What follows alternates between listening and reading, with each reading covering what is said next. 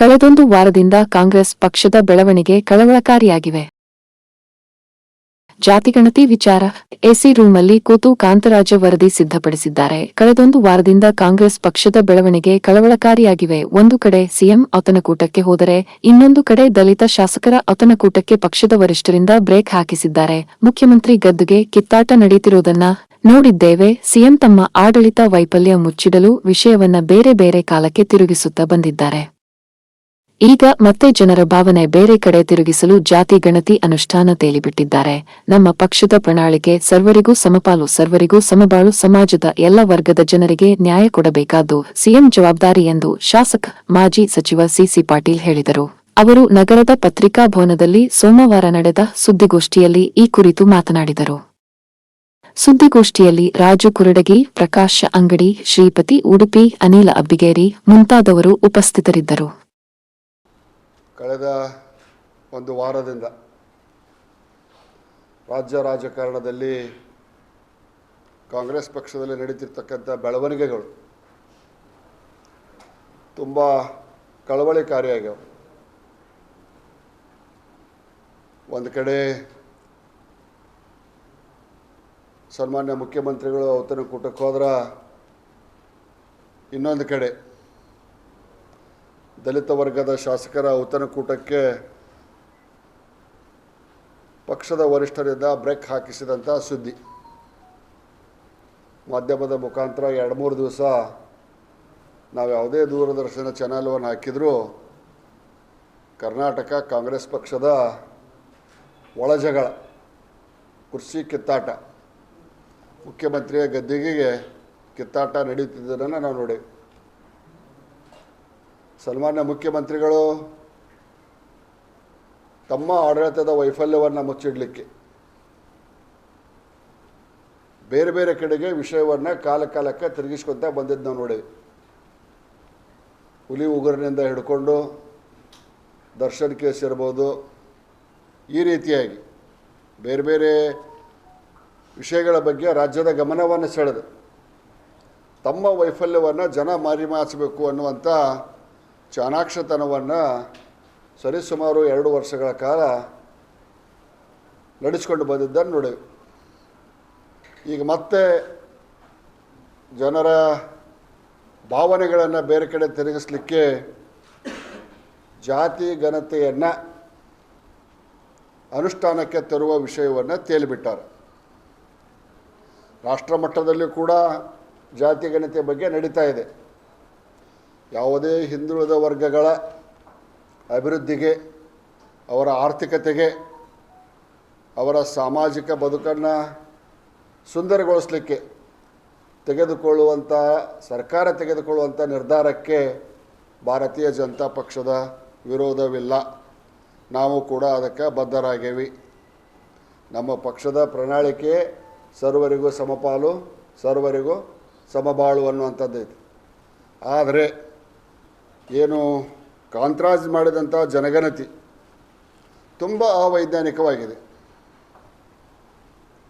ಕೇವಲ ವೀರಶೈವ ಮಾತ್ರ ಅಲ್ಲ, ರಾಜ್ಯದ ಮತ್ತೊಂದು ಪ್ರಮುಖ ಸಮುದಾಯ ಒಕ್ಕಲಿಗರು ಕೂಡ ಜಾತಿ ಗಣತಿಯ ಕೂಡ ಆಕ್ಷೇಪ ಎತ್ತಿದ್ದನ್ನು ಸರ್ಕಾರ ಮತ್ತು ಮುಖ್ಯಮಂತ್ರಿಗಳು ಸೂಕ್ಷ್ಮವಾಗಿ ಗಮನಿಸಬೇಕು.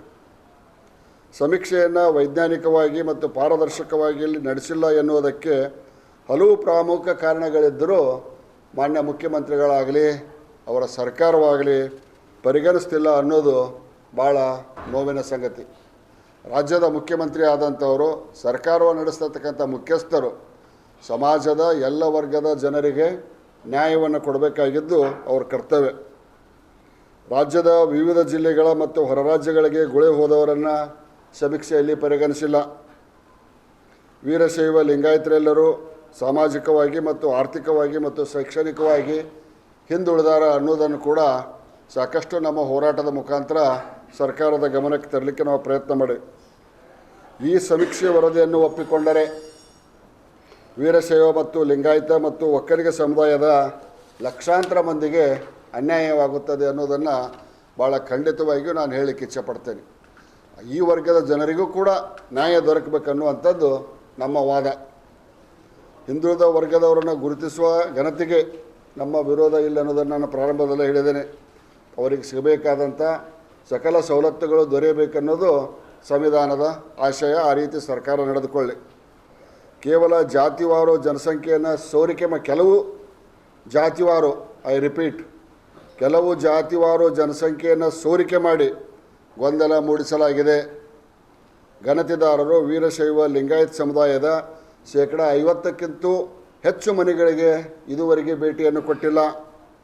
ವರದಿಯು ಹಲವು ಲೋಪದೋಷಗಳಿಂದ ಕೂಡಿದೆ ಎನ್ನುವುದರ ಬಗ್ಗೆ ಈಗಾಗಲೇ ಸಾಕಷ್ಟು ಅನುಮಾನಗಳು ಕರ್ನಾಟಕ ರಾಜ್ಯದಲ್ಲಿರುವಂಥ ಎಲ್ಲ ಪಕ್ಷಗಳಿಂದ, ಎಲ್ಲ ಪಕ್ಷಗಳ ವರಿಷ್ಠರಿಂದ ವರದಿ ಸರಿಯಿಲ್ಲ ಅನ್ನುವಂಥ ಟೀಕೆಗಳು, ಟಿಪ್ಪಣಿಗಳು ಕೇಳಿ ಬಂದಿದ್ದನ್ನು ನೋಡಿ. ವಿಶೇಷವಾಗಿ ಶಾಮನೂರು ಶಿವಶಂಕರಪ್ಪನವರಂಥವ್ರು ಇರ್ಬೋದು, ಡಿ ಕೆ ಶಿವಕುಮಾರ್ ಇರ್ಬೋದು, ಇಂಥ ಟೀಕೆಗಳನ್ನು ನಾವು ಕೇಳಿವಿ.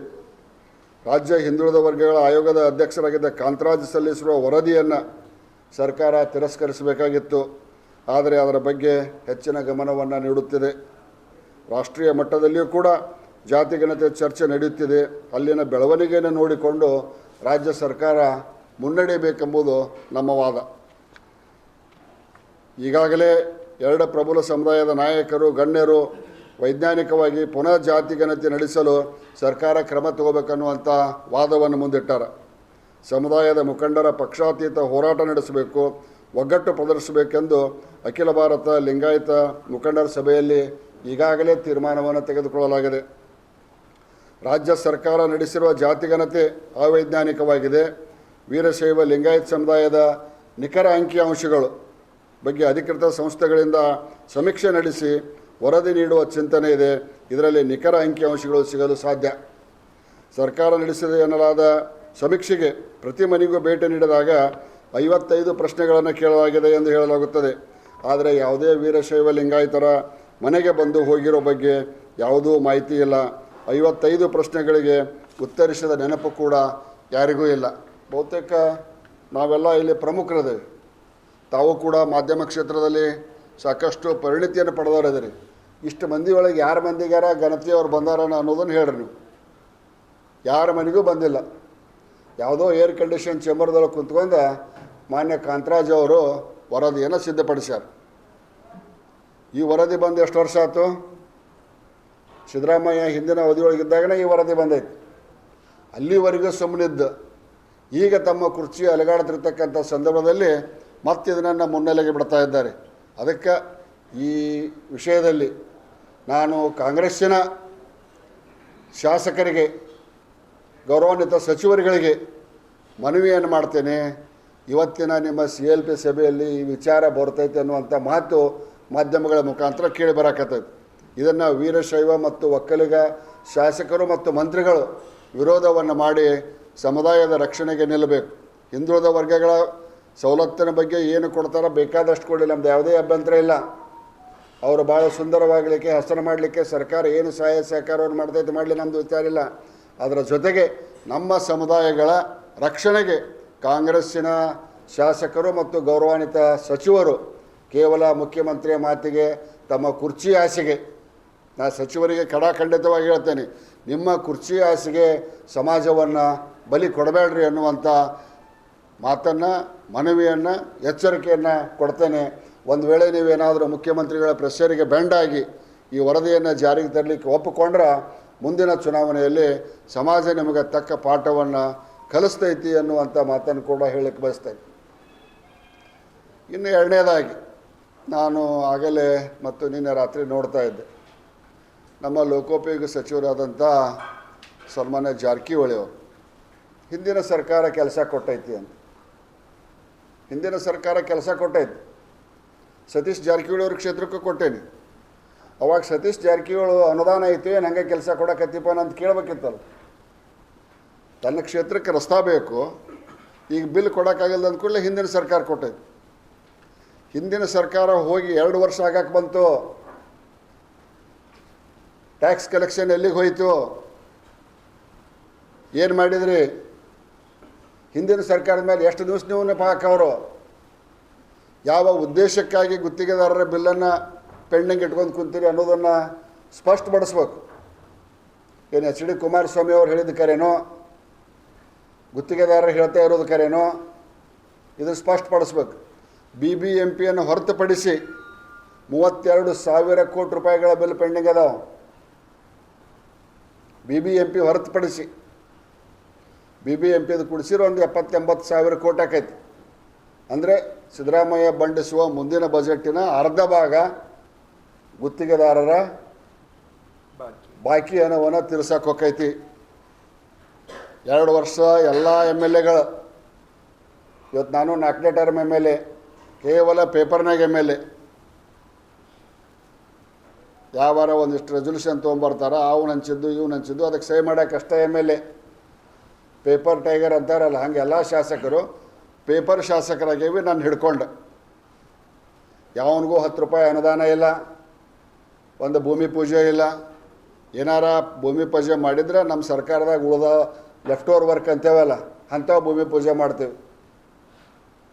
ನಾವು ಕಟ್ಟಿಸಿದಂಥ ಬಿಲ್ಡಿಂಗ್ಗಳನ್ನು ಇವತ್ತು ಉದ್ಘಾಟನೆ ಮಾಡಕತ್ತೇವೆ. ಇದೊಂದು ಪಾಪರ್ ಸರ್ಕಾರ, ಇದೊಂದು ಪಾಪರ್ ಸರ್ಕಾರ. ಮತಾಂಧರಿಗೆ ರಕ್ಷಣೆ ಕೊಡ್ತಿರ್ತಕ್ಕಂಥ ಸರ್ಕಾರ. ಸ್ವತಂತ್ರ ಭಾರತದ ಇತಿಹಾಸದಲ್ಲಿ ಆಕಳ ಕೆಚ್ಚನ್ನು, ಆಕಳ ಮೊಲೆಯನ್ನು ಕೊಯ್ದಂಥ ಉದಾಹರಣೆ ಇದ್ದಿಲ್ಲ. CT ರವಿನ ರಾತ್ರೋರಾತ್ರಿ ಬಂಧಿಸಿ ಎಲ್ಲಿ ಬೇಕಾದಲ್ಲಿ ಅಡ್ಡಾಡಿಸಿದರು. ಈ ಕ್ಷಣದವರೆಗೂ ಅಪರಾಧಿಗಳನ್ನು ಹಿಡಿಯೋಕ್ಕಾಗಿಲ್ಲ. ಸನ್ಮಾನ್ಯ ಜಮೀರ್ ಅವ್ರು ಹೇಳ್ತಾರ, 4 ಆಕಳ ಕೊಡಿಸ್ತೇನಂತ. ಕೊಯ್ದಾಗ ಆಕಳದ ನೋವು ಅನುಭವಿಸಿದ ವೇತನ ಜಮೀರ್ ಅವರ ನಿಮಗೇನು ಗುರುತು? 4 ಆಕಳ ಕೊಡಿಸಿದ್ರೆ ಆ ಅನುಭವಿಸಿದ ಮೂಕ ಪ್ರಾಣಿ ಈ ರಾಜ್ಯವನ್ನು ಎಲ್ಲಿಗೆ ಓದಿ ಹಚ್ಬೇಕಂತಾರೋ ಅರ್ಥನೇ ಆಗ್ತಾ ಇಲ್ಲ. ಇದೊಂದು ವಿಚಿತ್ರ ರೀತಿಯ ಸರ್ಕಾರ.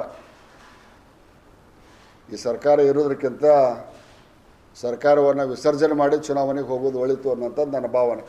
ಮಂತ್ರಿಗಳು, ಶಾಸಕರು ಸಮುದಾಯದ ಬಗ್ಗೆ ನಿಮ್ಮ ಬದ್ಧತೆಯನ್ನು ಇವತ್ತಿನ ನಿಮ್ಮ CLP ಮೀಟಿಂಗ್ನಲ್ಲಿ ತೋರಿಸ್ಬೇಕು. ಬರೀ DK ಶಿವಕುಮಾರು, ಸಿದ್ದರಾಮಯ್ಯನವರ ಜಗಳದ ಬಗ್ಗೆ ಕಾಲಹರಣ ಮಾಡಬೇಡ್ರಿ. ಸಮಾಜದ ಬಗ್ಗೆ ಇರುವ ನಿಮ್ಮ ಬದ್ಧತೆಯನ್ನು ಇವತ್ತಿನ ಸಭೆಯಲ್ಲಿ ನೀವು ತೋರಿಸ್ಬೇಕಂತೇಳಿ ನಾನು ಮತ್ತೊಮ್ಮೆ ಕೈ ಮುಗಿದು ಆ ಶಾಸಕರಲ್ಲಿ, ಸಚಿವರಲ್ಲಿ ಮನವಿಯನ್ನು ಮಾಡ್ಕೊತೇನೆ. ಈ ರವಿಯನ್ನು ಈ ಸರ್ಕಾರ ಯಾವ ರೀತಿ ನಡೆಸ್ಕೊತಿತ್ತು ಅನ್ನೋದ್ರ ಬಗ್ಗೆ ನಾವು ಒಂದು ಸ್ವಲ್ಪ ವಿಚಾರ ಮಾಡೋದು. ಒಂದು ಕಬ್ಬಿನ ಪಡೆದೊಳಗೆ ಕರ್ಕೊಂಡು ಹೋಗ್ತಾರೆ, ಒಂದು ಕಡೆ ಕ್ರಷರ್ ಇದ್ದಲ್ಲಿ ಕರ್ಕೊಂಡು ಹೋಗ್ತಾರೆ, ಒಂದು ಕಡೆ 50 ಫುಟ್ ತೆಗ್ಗಿದ್ದಲ್ಲಿ ಕರ್ಕೊಂಡೋಗಿ ನಿಂದ್ರಿಸ್ತಾರೆ. ಬಹುತೇಕ ಸುದ್ದಿ ಮಾಧ್ಯಮದವರು, ಎಲೆಕ್ಟ್ರಾನಿಕ್ ಮೀಡಿಯಾದವರು CT ರವಿ ಬೆನ್ನೆಂಬಲ್ಲಿ ಇರ್ಲಿಕ್ಕಂದ್ರೆ CT ರವಿ ಇವತ್ತು ಇರ್ತಿದ್ದಿಲ್ಲ. ಅಥವಾ ಇದ್ದರೂ ಹ್ಯಾಂಡಿಕ್ಯಾಪ್ ಆಗಿ ಕೈ ಕಾಲು ಮುರಿದಿರ್ತಿದ್ದ, ಓಡೋಡಕ್ಕೆ ಹೋಗಿ ಬಿದ್ದ್ರಿ ಅಂತ ಹೇಳ್ತಿದ್ರು. ಆ ಪೊಲೀಸ್ ಅಧಿಕಾರಿಗಳ ಮೇಲೆ ಇನ್ನೂ ಕ್ರಮ ಆಗಿಲ್ಲ. ರಕ್ಷಣೆಗಾಗಿ ತಿರುಗಾಡಿಸಿದ್ರಂತೆ. ಎಲ್ಲರ ಕೇಳಿರೋಣ, ರಕ್ಷಣೆಗಾಗಿ ಕಬ್ಬಿನ ಪಡೆದಾಗ ಹೋಗಿ ನಿಂದಿರಿಸಿದ್ದು. ಪೊಲೀಸರನ್ನ ಕೈಗೆ ಬಳಿ ತೊಟ್ಕೋತೀರ? ಒಬ್ಬ ಶಾಸಕ ರಕ್ಷಣೆ ಕೊಡೋಕ್ಕಾಗೋ, ಸುವರ್ಣಸೌಧಕ್ಕೆ ರಕ್ಷಣೆ ಕೊಡೋಕೆ ಹಾಕಿದ್ದಿಲ್ಲ. ಇರ್ಬೋದು ಸ್ವಲ್ಪ ದ್ವೇಷಮಯ ವಾತಾವರಣ, ಇಲ್ಲ ಅನ್ನೋದಲ್ಲ. ಅಷ್ಟು ಅಸಮರ್ಥರ ನಮ್ಮ ಸರ್ಕಾರ, ಅಷ್ಟು ಅಸಮರ್ಥರ ನಮ್ಮ ರಾಜ್ಯದ ಪೊಲೀಸರು. ಅವನು ತಿರುಗಾಡಿಸಿದ್ದು ಮುಖ್ಯಮಂತ್ರಿಗೆ ಗುರುತಿಲ್ಲ, ಅವನು ತಿರುಗಾಡಿಸಿದ್ದು ಹೋಮ್ ಮಿನಿಸ್ಟ್ರಿಗೆ ಗುರುತಿಲ್ಲ, ಅವನು ತಿರುಗಾಡಿಸಿದ್ದು ಜಿಲ್ಲಾ ಉಸ್ತುವಾರಿ ಮಂತ್ರಿ ಸತೀಶ್ ಜಾರಕಿಹೊಳಿ ಗುರುತಿಲ್ಲ. ಕೇವಲ DK ಶಿವಕುಮಾರ್ ಅವರ ಅನತಿಯ ಮೇರೆಗೆ ಬೆಳಗಾವಿ ಜಿಲ್ಲೆಯ ಪೊಲೀಸ್ ಕಮಿಷನರ್, ಬೆಳಗಾವಿ ಜಿಲ್ಲೆಯ SP ಅಮಾನುಷವಾಗಿ ನಡೆಸಿಕೊಂಡರು. 50 ಫುಟ್ ತೆಗ್ಗಿ ನಮ್ದು ಹೋಗಿ ನಿಂದ್ರಿಸೋದ, ಕಬ್ಬಿನ ಪಡೆದಾಗ ನಿಂದ್ರಿಸೋದ, ಕ್ರಷರ್ದಾಗ ರಾತ್ರಿ 12 ಗಂಟೆಗೆ 4 ಜಿಲ್ಲಾ, 400 ತಾಲೂಕು, 400 ಕಿಲೋಮೀಟರ್, ಕುಡಿಯೋಕೆ ನೀರಿಲ್ಲ, ಊಟ ಇಲ್ಲ, ನೈಸರ್ಗಿಕ ಕ್ರಿಯೆಗೆ ಜಾಗ ಇಲ್ಲ, ತಲೆಗೆ ಗಾಯ ಆದ್ರೆ ವ್ಯವಸ್ಥೆ ಇಲ್ಲ. ಅಧಿಕಾರದ ಮದದ ತುತ್ತ ತುದಿಯಲ್ಲಿ ಕಾಂಗ್ರೆಸ್ನವ್ರು ಅದಾರ. ಈ ಸರ್ಕಾರದೊಳಗೆ ನಾವು ಹೊರಗೆ ಹೋಗಿರ್ಲಾಗ ನನ್ನ ಮೇಲೆ FIR ಆಗೋದಿಲ್ಲ ಅಂತನೂ ಗ್ಯಾರಂಟಿ ನನಗೇ ಇಲ್ಲ. ಇಲ್ಲ, ಸಂವಿಧಾನ ಎಲ್ಲ ಐತಿ. ಮಾತೆತ್ತಿರ ಸಂವಿಧಾನ ಪುಸ್ತಕ ಹಿಡ್ಕೊಂಡು ತೋರಿಸ್ತಾರೆ, ಪ್ರಮಾಣ ವಚನ ಸಂವಿಧಾನ ಪುಸ್ತಕ ಹಿಡ್ಕೊಂಡು ತೋರಿಸ್ತಾರೆ. ಸರ್ಕಾರ ನೀಡೋದು ಅಸಂವಿಧಾನಿಕವಾಗಿ, ಕಿಸೆದಾಗ ಮಾತ್ರ ಏನು ಇರ್ಲಿಕ್ಕಂದ್ರೂ ಒಂದು ಸಂವಿಧಾನ ಪುಸ್ತಕ ಹಿಡ್ಕೊಂಡಾರ. ಅದರ ಒಳಗೆ ಏನು ಬರೋದು ಇಲ್ಲ ಮೇಲೆ ಸಂವಿಧಾನ ಅಂತ ಒಂದು ಬರೆದು ಒಂದು ಬುಕ್ ಇರ್ತದೆ ಇವ್ರ ಕಡೆ. ಸದನದ ಒಳಗೆ ನಡೆದಂಥ ಸನ್ಮಾನ್ಯ ಸಿದ್ದರಾಮಯ್ಯನವ್ರನ್ನ ನೆನಪಿಸ್ತೇನೆ. ಹಿಂದೆ ಗದ್ದಲ ನಡೆದಾಗ ಶಂಕರ ಬಿದ್ರಿ ಒಳಗೆ ಬಂದಾಗ ನೀವು ಯಾವ ರೀತಿ ನಡ್ಕೊಂಡಿರಿ, ಶಂಕರ ಬಿದ್ರಿ ಒಳಗೆ ಬಂದಾಗ ನೀವು ಯಾವ ರೀತಿ ನಡ್ಕೊಂಡಿರಿ, ನಮ್ಮ ಸರ್ಕಾರ ಇದ್ದಾಗ ಒಂದು ನ್ಯಾಯ, ನಿಮ್ಮ ಸರ್ಕಾರ ಇದ್ದಾಗ ಒಂದು ನ್ಯಾಯನ. ಶಂಕರ ಬಿದ್ರಿನ ಅಕ್ಷರಶಃ ಎದೆ ಹಿಡಿದು ಹಿಂಗೆ ದುಗ್ಸಾರ ಅವತ್ತಿನ ವಿರೋಧ ಪಕ್ಷದ ನಾಯಕರಾದಂಥ ಸಿದ್ದರಾಮಯ್ಯನವರು. ಇವತ್ತು ಹೆಂಗೆ ಒಳಗೆ ಬಿಡ್ತೀರಿ? ಹೊರಟ್ಟಿಯವರು ಕೆಟಗರಿಕಲಿ ಹೇಳ್ಯಾರ ನಿಮಗೆ ಒಳಗೆ ಬರೋಕ್ಕೆ ಪರ್ಮಿಷನ್ ಇಲ್ಲ. ಏನು ಮಜೂರ್ ಮಾಡೋರು ಅದರಲ್ಲಿ? ಏನು ಮಜೂರ್ ಮಾಡಿ ಸಿಟಿ ರವಿ ಈಚ ಕಡೆ ಬಂದು ದಾಂಧಲೆ ಮಾಡ್ಯಾನ ಅಂತ ವರದಿ ಕೊಟ್ಟರು ಏನು ಆಶ್ಚರ್ಯ ಇಲ್ಲ. ಏನಿಲ್ಲ, ಇದೊಂದು ತಗಲಕ್ಕೆ ಸರ್ಕಾರ. ಮುಖ್ಯಮಂತ್ರಿಗಳು ಕಾರ್ಯಕ್ರಮದ ಒತ್ತಡದಲ್ಲಿ ಆ ಪತ್ರವನ್ನು ನೋಡಿರೋಕ್ಕಿಲ್ಲ. ಅದೇ ಯಾವುದಾರ ಒಬ್ಬ ಅಲ್ಪಸಂಖ್ಯಾತಗ ಅದು ಆಗಿತ್ತಂದ್ರೆ ಮುಖ್ಯಮಂತ್ರಿಗಳು ಕೂಡಲೇ ಉತ್ತರಿಸ್ತಿದ್ರು, ಆ ಕ್ಷಣದೊಳಗೆ ಉತ್ತರ ಕೊಡ್ತಿದ್ರು. ಬಹುತೇಕ ಕಾರ್ಯಕ್ರಮದ ತಮ್ಮ ಕುರ್ಚಿ ಉಳಿಸ್ಕೊಳ್ಳುವಂಥ ಪ್ರಾಮಾಣಿಕ ಪ್ರಯತ್ನದಲ್ಲಿ ಆ ಪತ್ರ ಇನ್ನೂ ಅವ್ರ ಕಚೇರಿಗೆ ತೆರಪಿರೋಕ್ಕಿಲ್ಲ, ದರ್ಯಾಗ ನಿಂತಿರ್ಬೇಕಾದ್ರೆ ಸ್ಪೀಡ್ ಬ್ರೇಕರಿಗೆ. ಸಭೆಯ ಎಂಟೈರ್ ಆವರಣ ಮಾನ್ಯ ಸಭಾಪತಿ ಮತ್ತು ಗೌರವಾನ್ವಿತ ಸಭಾಧ್ಯಕ್ಷರು ಇವರಿಗೆ ಸಂಬಂಧಪಟ್ಟಿದ್ದು. ಅದರ ನೇರವಾದ ಉಸ್ತುವಾರಿ ಅವರಿಗೆ. ಅದನ್ನು ಬಿಟ್ಟು ಅಲ್ಲಿ ಯಾರಿಗೂ ಸರ್ಕಾರ ತನಿಖೆ ನಡೆಸೋಕ್ಕೇನು ಅಭ್ಯಂತರ ಇಲ್ಲ. CBI ಎಲ್ಲ COD. CBI ನಿನ್ನ ಬಾಯಿಲೇ ಬಂದಂಗೆ CBI ಆದರೆ ಭಾಳ ಚಲೋ ಆಕತ್ತೆ. COD ತನಿಖೆಯನ್ನು ಸದನದ ಹೊರಗೆ ನಡೆಸಲಿ, ಸದನ ಒಳಗೆ ನಡೆಸೋಕ್ಕೆ ಯಾವ ಕಾನೂನು ಅಡಿ ನಡೆಸ್ತಾರ? ನಾವು ಪ್ರಶ್ನೆ ಕೇಳಿದರೆ ಸದನದೊಳಗೆ ನಿಯಮದ ಪ್ರಕಾರ ಮಾತಾಡ್ರಿ ಅಂತ ಹೇಳ್ತಾರೆ. ವಿರೋಧ ಪಕ್ಷದವ್ರು ನಿಯಮದ ಪ್ರಕಾರ ನೋಟಿಸ್ ಕೊಟ್ಟಿಲ್ಲ, ಅದಕ್ಕೆ ಅವಕಾಶ ಕೊಡೋದಿಲ್ಲ ಅಂತ ಗೌರವಾನ್ವಿತ ಸಭಾಧ್ಯಕ್ಷರು ಹೇಳ್ತಾರೆ. ಮೇಲ್ಮನೆಗೆ ಸಭಾಪತಿ ಸುಪ್ರೀಂ, ಕೆಳಮನೆಗೆ ಸಭಾಧ್ಯಕ್ಷ ಸುಪ್ರೀಂ. ಇದ್ರ ಬಗ್ಗೆ ಎರಡೇ ಮಾತಿಲ್ಲ. ಒಂದು ಲೆದರ್ ಬಾಲ್ ಇದ್ದಂಗೆ ಐತ್ರಿ ಸರ್ಕಾರ. ಇದು ಮೂತಿ ಅಂದ್ರೆ ಮೂತಿ, ಇನ್ನೊಂದು ಅಂದ್ರೆ ಇನ್ನೊಂದು. ದುಂಡುಗೆ ಇರ್ತೈತೆ, ಅದು ಬೇಕಾದಲ್ಲಿ ಬೇಕಾದ ಹೇಳ.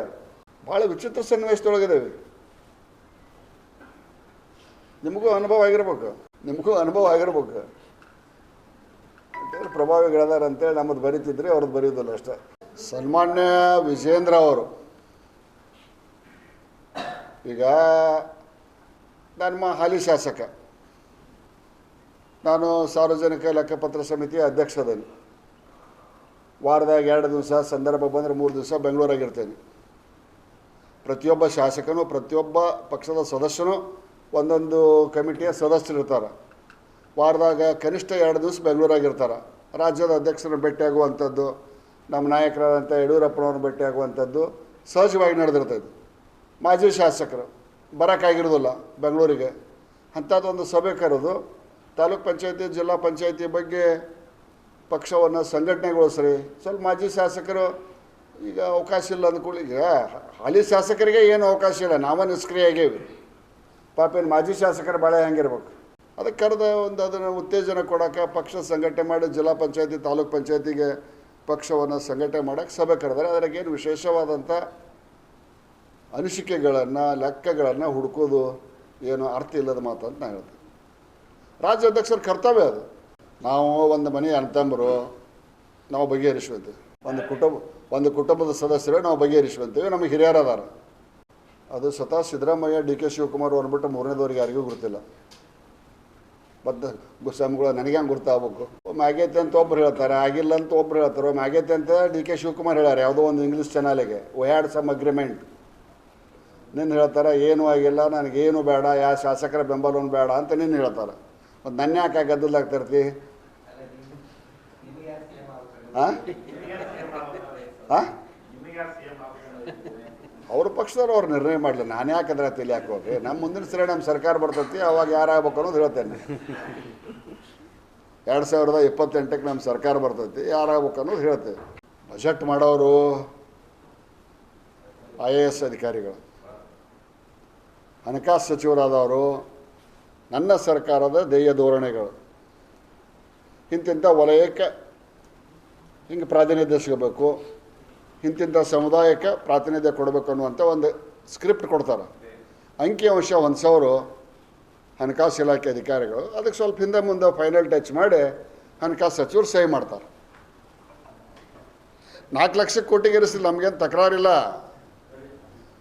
ಒಂದು 100 ಕೋಟಿ ಒಂದೊಂದು ಕ್ಷೇತ್ರಕ್ಕೆ ದುಡ್ಡು ಕೊಡೋಣ ಸಾಕು. 100 ಕೋಟಿ ಕೊಡ್ಲಿಕ್ಕೆ ಒಂದು 70-80 ಕೋಟಿಯಾರ ಕೊಡೋಣ ನಮಗೆ, ಅವ್ರಿಗೊಂದು 100-150 ಕೋಟಿ ಕೊಡೋಣ ಕಾಂಗ್ರೆಸ್ನವ್ರಿಗೆ. ಅಂಗನವಾಡಿ ಕಾರ್ಯಕರ್ತರಿಗೆ 15,000 ಎರ್ಸಾಕಾಗವಲ್ದು, ಗ್ಯಾರಂಟಿ ಸಮಿತಿ ಅಧ್ಯಕ್ಷರಿಗೆ 25,000 ಪಗಾರ. ಹಗಲಿ ರಾತ್ರಿ ಸರ್ಕಾರದ ಎಲ್ಲ ಕೆಲಸಕ್ಕೂ ಉಪಯೋಗ ಆಗೋರು ಅಂಗನವಾಡಿ ಕಾರ್ಯಕರ್ತೆಯರು. ಆಕೆಗೆ ಇನ್ನೂ 15,000 ಕೊಡೋಕ್ಕಾಗವಲ್ದು. ಇವು ಗ್ಯಾರಂಟಿ ಸಮಿತಿ ಅಧ್ಯಕ್ಷ MLA ಮಕ್ಕಳು, ಇವ್ರಿಗೆ 25,000. ಇದನ್ನು ನೋಡ್ರಿ, ನೀವು ಯಾರೂ ಮಾತಾಡೋಲ್ರಿ. ಇದನ್ನು ಇದ್ಯಾವ ನ್ಯಾಯ? ಕೂಸು ಕಟ್ಕೊಂಡು ಅಕ್ಕಿ ನೌಕರಿಗೆ ಹೋಗ್ಬೇಕು, 12 ತಾಸು ಕೆಲಸ ಮಾಡ್ಬೇಕು, ಮತ್ತು DC ಹೇಳಿದ್ದು ಕೇಳ್ಬೇಕು, ತಹಸೀಲ್ದಾರ್ ಹೇಳಿದ್ದು ಕೇಳ್ಬೇಕು. ಆಕೆ ಅಂಗನವಾಡಿ ಕಾರ್ಯಕರ್ತರ ಜೀವನ ಅಂದ್ರೆ ಊಹಿಸಲಾರ್ದಷ್ಟು ಕಷ್ಟದ ಜೀವನ. ಆದರೆ ಆಕೆಗಿಂತ ಹೆಚ್ಚು ಕೆಲಸ ಮಾಡುವಂಥ ಗ್ಯಾರಂಟಿ ಸಮಿತಿ ಅಧ್ಯಕ್ಷರಿಗೆ 25,000 ಸಾಕು ಬಿಡ್ರಿ. ಹಾಂ, ನಾನು ಕೂಡಲ ಸಂಗಮ ಜಯಮೃತ್ಯುಂಜಯ ಸ್ವಾಮಿಗಳ ನೇತೃತ್ವದಲ್ಲಿ ನಡೀತಿರ್ತಕ್ಕಂಥ ಹೋರಾಟದಲ್ಲಿ ಭಾಗಿಯಾದಂಥ ಮನುಷ್ಯ. ಹರಿಹರದ ಸ್ವಾಮಿಗಳು ನಮ್ಮ ಪೀಠದ ಇನ್ನೊಬ್ಬ ಜಗದ್ಗುರುಗಳು. ವೈಯಕ್ತಿಕವಾಗಿ ಪಂಚಮಸಾಲಿಗಳ ಮೇಲೆ ಲಾಠಿ ಚಾರ್ಜ್ ಮಾಡಿದಂಥ ಸರ್ಕಾರದ ಮುಖ್ಯಸ್ಥರನ್ನು ಪಂಚಮಸಾಲಿ ಸಮಾಜದ ಪೀಠದ ಪೀಠಾಧಿಪತಿಗಳು ಕಳಿಸಬಾರ್ದಿತ್ತು ಅನ್ನೋದು ನನ್ನ ವೈಯಕ್ತಿಕ ಅಭಿಪ್ರಾಯ. ಏನಿಲ್ಲ, ಎತ್ತಿದ್ರೆ ಕೇಳೋರು ಯಾರದಾರ?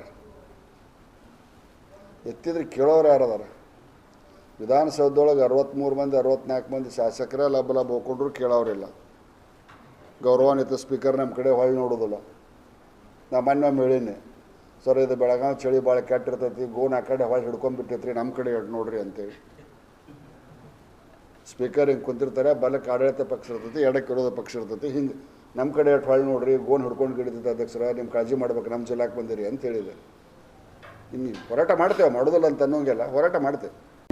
ಒಂದು ನಿಮಿಷ ಆಗಲೇ ಹೇಳಿನಲ್ಲ ನಾನು, ಇದೊಂದು ವಿಚಿತ್ರ ಸರ್ಕಾರ. ಈಗ HD ಕುಮಾರಸ್ವಾಮಿ ಅವರು 60% ಕಮಿಷನ್ ಕೇಳಿದ್ರೆ ಸಾಕ್ಷಿ ಕೊಡ್ರಿ ಅಂದರು. ನಮ್ಮ 40% ಕಮಿಷನ್ಗೆ ಇವತ್ತಿನ ಮಟ್ಟನ ಒಂದು ಸಾಕ್ಷಿ ಕೊಟ್ಟಾರ. ಏನಪ್ಪ ಅಂದ್ರೆ ಅವರಷ್ಟು ಬಾಂಡತನದಿಂದ ನಮಗೆ ವರ್ತನೆ ಮಾಡೋಕ್ಕಾಗೋದಿಲ್ಲ ಅನ್ನೋದಷ್ಟೇ. ನಾವು ಅವರಷ್ಟು ಬಾಂಡತನ ಕಲಿಬೇಕು.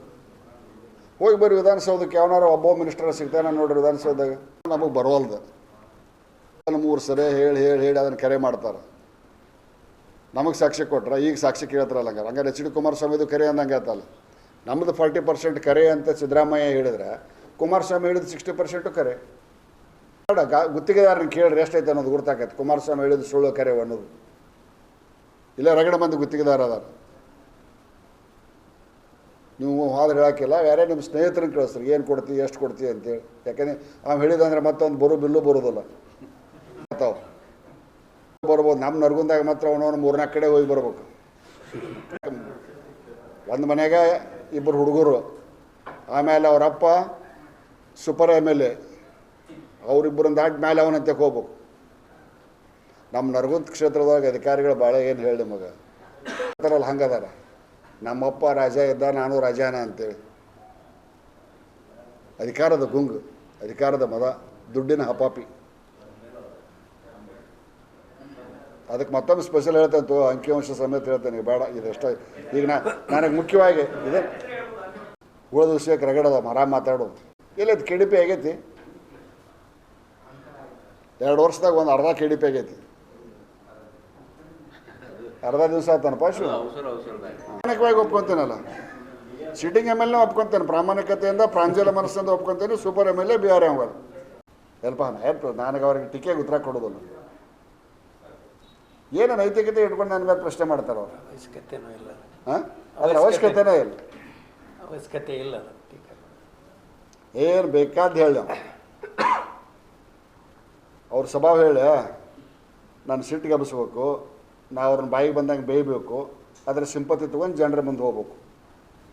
ಆ ತಂತ್ರಕ್ಕೆ ನಾ ಬಲಿಪಶು ಆಗೋದಿಲ್ಲ. ಅವ್ನು ಬೇಕಾದಂಗೆ ನಾನು ಬೇದರೂ ಅವಾಗ ನಾನು ತಿರುಗಿ ಹೊಳ್ಳಿ ಏನೂ ಅನ್ನೋದಿಲ್ಲ. ಇದನ್ನು ಕಾಯಂ ಜೀವನದ್ದಕ್ಕೂ ಇದನ್ನ ಮಾಡ್ಕೊತ ಬಂದಾರೆ. ನಾ ಸಿಟ್ಟಿಗೆ ಸ್ವಲ್ಪ ಸಿಟ್ಗೆ ಏನಾರ ಬೇಯಬೇಕು. ನೋಡು, ಪಾಟೀಲರು ಬಲಾಢ್ಯರು, ಜಾತಿ ಬಲ, ಹಣಬಲ ನಮ್ಮನ್ನೆಲ್ಲ ಹೀಗೆ ಮಾಡಿಬಿಡ್ತಾರೆ ಅಂತ ಬೆಂಗಳೂರಾಗ ಹುಟ್ಟಿದಾರ್ಗತೆ ಮಾತಾಡ್ಕೊತ ಹೋಗ್ಬಿಡ್ತಾರೆ. ವರ್ಗಾವಣೆ ಮಾಡುವ ಅಧಿಕಾರ ಯಾರೈತಿ ಅವ್ರನ್ನ ಕೇಳ. ಎಲ್ಲಿ ಅದಾರ ಅಧಿಕಾರಿಗಳು ಜಿಲ್ಲೆಯೊಳಗೆ? ಅಧಿಕಾರಿಗಳು ಎಲ್ಲಿ ಅದಾರ? ಹಾಂ, ಅವನ ಬದಲು ಮತ್ತೊಬ್ಬರು ಬಂದಾರಲ್ಲ. ಏನೋ ಅವ ಇದ್ರ ಜಿಲ್ಲಾಧಿಕಾರಿ ನಡೀತಿತ್ತೇನ?